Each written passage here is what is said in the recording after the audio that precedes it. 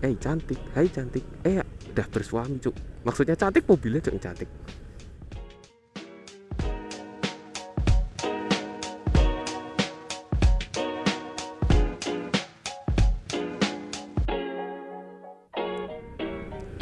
Oke, assalamualaikum warahmatullahi wabarakatuh. Ketemu lagi di channelku, ketemu lagi denganku juga lagi di channel Mbah People. Buset kenal potnya. Oke, di sore yang cukup mendung remang-remang kayak gini menjelang maghrib. Sekarang jam 5.14. Aku pengen sedikit ngebahas kayak berita yang kayaknya itu cukup menarik untuk dibahas gitu loh, tentang perojolan duniawi. Wasek. Nah, mungkin dari kalian semua ini mungkin ada yang pernah dengar atau tahu ya berita tentang yang katanya ini Grab sama Gojek ada rencana mau merger atau mau jadi satu atau mau bergabung atau mau bekerja sama dan lain-lain lah. Pokoknya intinya mereka mau merger. Itu masih sebatas rencana sih. Nah, terus kenapa hal itu terjadi dan kira-kira apa plus minusnya ya? Kalau menurutku sebagai seorang driver ya, jadi aku mau mungkin sedikit menjabarkan apa yang aku rasakan nih, yang sebenarnya aku pikirin terus itu. Apa sih nanti dampak positif dan negatifnya kalau sekiranya itu rencana merger itu benar-benar terrealisasi dan benar-benar terjadi di lapangan. Jadi langsung aja ya ke poin-poinnya aja. Punten, badinya lip. Jadi untuk yang pertama, kenapa bisa merger dan kenapa ada gambaran atau rencana mereka untuk menggabungkan dua perusahaan ride hailing atau perusahaan yang baru masuk Dekakorn ini tahun ini kayak kalau nggak salah ya, itu kok malah punya rencana untuk merger. Kenapa bisa begitu? Jadi ya kita semua tahu lah kalau sekarang ini pandemi masih belum selesai dan baru sekali bapaknya itu. Dan situasi ekonomi dan finansial kedua perusahaan ini, bukan cuma kedua perusahaan ini lah, semua orang tuh ekonominya pasti ngedrop ya, down semua pasti ya, namanya pandemi sih. Efeknya ya perekonomian dari Grab Gojek ini berkurang, terus permintaan dan penawaran dari marketnya itu juga berkurang ya, kayak permintaan orderan dan penawaran dari promo-promo yang efeknya juga berkurang juga, yang mengakibatkan customer juga pada libur dulu untuk mengorder, nggak seperti kayak biasanya sebelum pandemi kan ya. Nah, atas dasar itu jadi mereka memikirkan untuk kenapa kalau kita nggak gabung aja kerjasama gitu kan. Jadi promonya itu bisa dibagi untuk dua perusahaan gitu loh, jadi menguntungkan dari segi customer.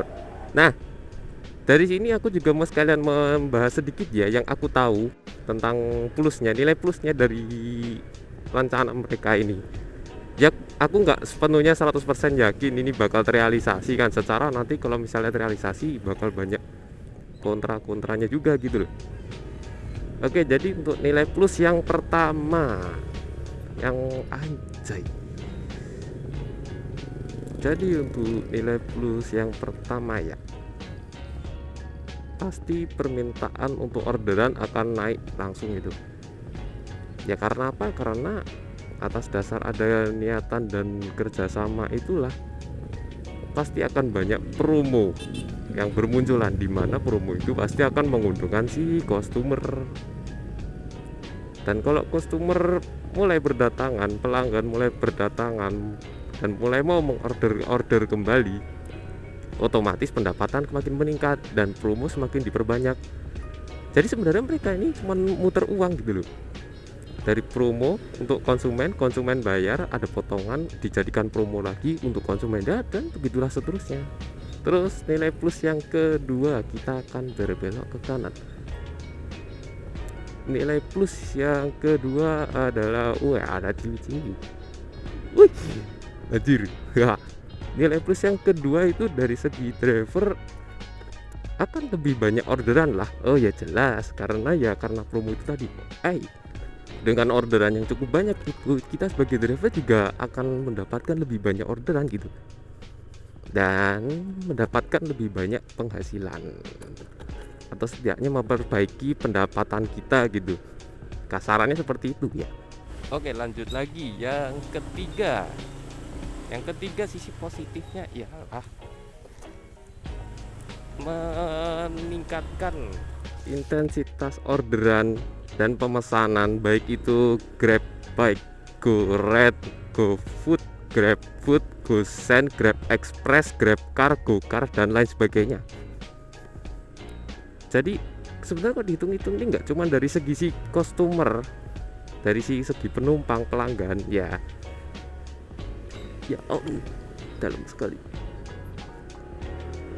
Jadi nggak cuma sisi penumpang dan driver saja yang beruntung. Ada satu lagi yang diuntungkan, yaitu si merchant GoFood dan GrabFood. Ya, karena orderan yang semakin banyak kan otomatis mereka juga pada banyak yang beli kan. Astagfirullah bapak, ratingnya. Jadi ya mereka lebih diuntungkan lagi dengan promo-promo dan dengan pemasukan yang meningkat lah gitu. Jadi ada untungnya juga. Cuma untuk yang negatifnya ini yang negatifnya ini kalau aku pikir-pikir malah lebih banyak daripada positifnya ya. Dan aku ini ingin mengulangi lagi dan menekankan ini sepenuhnya pendapatku pribadi ya. Jadi kalian berhak untuk menyetujui atau mengiyakan atau oke saja gitu ya. Ataupun kalian kalau misalnya menolak persepsi dan pendapatku, it's okay, it's fine.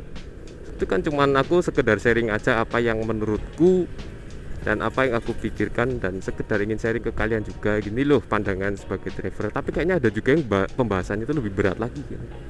Tapi ya aku pengen jalan-jalan santai, mikir berat ngapain lah, ini mama, astagfirullah, pengen aku selip gak bisa. Oke, jadi untuk yang negatif itu ada berapa ya? Sebentar aku pikir dulu. Oh ya, kita mulai yang paling gampang dulu, yang paling universal dan yang paling pasti ada kalau dari merger kedua perusahaan besar ini terjadi ya. Nomor satu, akan terjadi monopoli perdagangan. Yes, kenapa monopoli? Ya karena kalian tahu sendiri lah, di Indonesia itu ride hailing selain Grab, Gojek apalagi coba? Maxim, good, anjir Maiklan, bukan itu. Jadi ada Grab, Gojek, terus ada Maxim, dan ada anterin aja, ada ya pokoknya ride hailing yang lainnya itu loh, yang baru merintis dari kecil. Tapi apa nggak terlalu jahat banget gitu loh, dua perusahaan yang menjadi satu atau ya monopoli itu tadi. Jadi kayak apa ya, kayak cuman ada itu aja gitu loh. Jadi kita misalnya kalau mau kemana-mana ya kita langsung milih Grab atau Gojek, karena kedua ini pasti promonya lebih besar ya, ke positif yang tadi.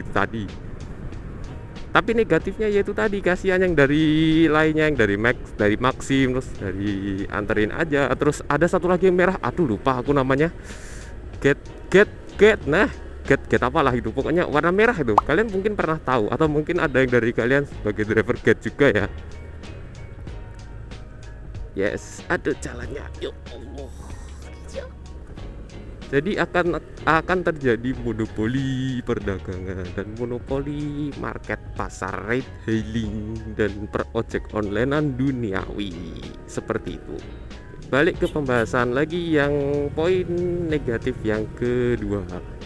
Yang kedua ialah ancaman pemutusan mitra sepihak dari ya Gojek atau Grab lah. Ancaman PM massal gitu, putus mitra massal gitu. Jadi kayak ibaratnya itu kayak pemecatan massal gitulah, kalau mungkin kalian nggak paham apa itu putus mitra. Kenapa terjadi ya? Karena dua perusahaan sudah menjadi satu, dan otomatis kan nanti orderan kan ada kemungkinan bisa lebih banyak ya. Tapi drivernya itu loh, ingat drivernya coy, drivernya aja dari Grab, Gojek aja buset udah berapa banyak? Ratusan, anjir. Nah itu yang bikin agak-agak ngeri-ngeri sedap gitu loh, kalau misalnya beneran merger gitu. Jadi ada ancaman putus mitra sepihak untuk efisiensi dana, alasannya pasti itu. Ya namanya juga perusahaan kan, ya mereka kan bebas melakukan efisiensi dana dan ekonomi mereka kan, supaya lebih normal dan lebih baik dan lebih efisien dalam hal segi pengeluaran, penggunaan dan perawatan dan lain sebagainya. Seperti itu kalau aku nangkepnya sih, seperti itu loh. Terus untuk yang ketiga, mempersempit pilihan customer untuk memilih perusahaan mana mereka mau mengorder gitu loh. Karena kalau misalnya itu terjadi ya Grab, Gojek ya Gojek jadi satu. Oh shit. Nah jadi misalnya itu kan, kalau misalnya terjadi kan Grab Gojek merger ya, anggap aja namanya jadi Grajek atau Gorab gitu. Nanti kan mereka jadi ini, jadi kayak kok nggak ada yang lain sih selain Gojek dan Grab, atau Gorab atau Grajek, apaan sih ya. Jadi apakah nggak ada faktor lain dari selain itu, jadi mereka agak bingung gitu. Dan ini menyangkut ke poin negatif yang keempat juga, yes, yang paling mengerikan, yaitu permainan harga yang tidak sehat. Ketar macet. Cantik, hai cantik, udah bersuami cuk. Maksudnya cantik, mobilnya cuk cantik. Maksudnya seperti bagaimana tarif yang tidak sehat itu? Jadi dari pihak yang melakukan merger ini pasti akan melakukan kebebasan dalam mematok harga gitu. Wah sudah pasti itu, karena mereka hanya berpikir wah cuman ada kita aja yang jadi perusahaan ride hailing gitu, jadi yang lain nggak bisa ikut-ikutan gitu. Ya udahlah kita langsung naikin aja harganya jadi lebih tinggi gitu. Yang biasanya Grab Grabback jadi 10.000 per sekian kilo ya, 4 atau 3,5 lupa aku. Itu nanti langsung dinaikkan jadi 15 atau malah 20 gitu kan. Wah apa nggak jahat banget gitu loh. Itu yang agak mengeri, yang lumayan mengerikan untuk sisi customer ya. Kalau dari segi driver kita emang bersyukur lah, makin mahal makin banyak yang order. Anggap aja satu orang order, sekali order 20.000, udahlah kali 10 aja udah dapat 200.000 coy. Tapi apa nanti kok dipikir-pikir nanti nggak jadi penurunan permintaan orderan gitu dengan harga yang cukup mahal. Oh itu ada faktor lain itu. Jadi meskipun harganya mahal tapi mereka tahu karena cuma ada Grab, Gojek atau Grajek atau Gorab itu tadi, ya mau nggak mau mereka tetap order lah, karena cuma hanya itu ya satu-satunya pilihan mereka gitu, nggak bisa ditolerir lagi gitu. Ya jadi kalau persepsiku tuh cuman itu aja sih ya, tentang pendapatku dari berita yang beredar itu yang katanya Grab Gojek mau merger gitu. Ini bebas kalian mau setuju atau tidak, itu terserah kalian. Aku hanya ingin mengutarakan apa pendapatku aja tentang plus minusnya dan apa sih sistemnya seperti gimana nanti kedepannya gitu kan. Jadi ya silahkan ditelaah saja, silahkan diambil positifnya, kalau ada yang negatif silahkan dijauhkan. Ya mungkin cukup sekian dulu videoku tentang berita dari Grab Gojek yang mau merger. Bila ada salah kata dan pengucapan, mampus, lewat jalur lambat malah tambah macet. Dan jika ada salah-salah ucap dan perkataan mohon dimaafkan. Dan bila kalian suka dengan video ini, bisa like di videoku ini dan komen kalau misalnya ada yang ingin kalian tanyakan atau atau ada yang ingin kalian perbaiki atau koreksi, silahkan. Aku malah lebih seneng kalau ada yang mau mengkoreksi gitu. Kalau misalnya aku ada yang salah ngomong atau salah penyampaian, feel free to correct me. It's okay. Kalau kalian mau koreksi aku tuh, kalian nggak bakal aku maki-maki gitu lah, selama kalian mengkoreksi dalam hal positif ya. Kalau mengkoreksi dalam hal negatif gitu, palingan kalau nggak aku hapus komennya, aku kacangin atau paling aku blokir gitu loh. Blokir ya YouTube jahat coy ternyata, dan aku baru tahu itu kemarin, anjir. itu pun gara-gara gak sengaja. Jangan lupa subscribe juga ke channelku, channel Bah People ini, supaya bisa semakin lebih berkembang. Dan jangan lupa share ke teman-teman juga kalau misalnya ada teman kalian yang penasaran dan ingin tahu tentang video ini dan tentang informasi apa yang aku sampaikan, tuh silahkan share aja. Gratis kok share tuh gak usah harus izin aku, gak usah harus komen di bawah dulu, bang izin share, wah gak usah repot-repot, share aja langsung, gak apa-apa. Kita bilang kiri ya, udah lama gak lewat jangkal aku. Silahkan share aja, feel free to share, feel free to like, feel free to subscribe, and feel free to comment on my YouTube channel, especially on this video and my next other video in future. Set Inggrisku lancar ya coy, sombong dulu dong anjir. Ya mungkin sekian dulu, kayaknya kepanjangan banget ini outronya ya. Sekian dulu untuk yang ketiga kalinya. Wassalamualaikum warahmatullahi wabarakatuh. Stay safety and be happy every day. Bye bye.